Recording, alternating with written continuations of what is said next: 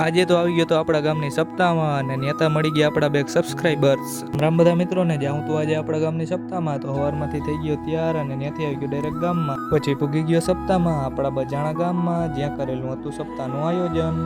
અને સપ્તાહ હજી ચાલુ નથી થઈ કારણ કે કાલે થવાની છે. આપણે આગલે દિવસે જ પહોંચી ગયા હતા અને બાયણે નીકળો ત્યાં આપણા 2 ગામના સબસ્ક્રાઇબર મિત્રો મળી ગયા. એમને લઈ લીધા બ્લોગમાં.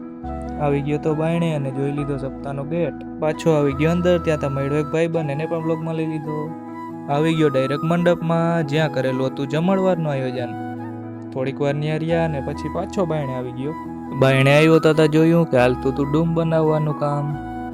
એ જોઈને પછી આપણે કરી લીધા કાનુડાના દર્શન. કોમેન્ટમાં લખી નાખજો જય દ્વારિકાધીશ. બપોરે જમીન પાછો આવી ગયો તો સપ્તાહના ડૂમની અંદર. ત્યાં ઘડીક બેઠો તાતા મારા માટે જોઈ લ્યો પંખા ચાલુ કરી દીધા. એ પછી આવી ગયા સ્ટેજ પાસે. સ્ટેજ પાસે આવ્યા હતા એક ભાઈ જોઈ લ્યો માઇક ટેસ્ટ કરવા માંડ્યો. અને સપ્તાહમાંથી તો પછી હાલતો થઈ ગયો અને ડાયરેક્ટ આવી ગયો આપણા માતાજીના મંદિરે.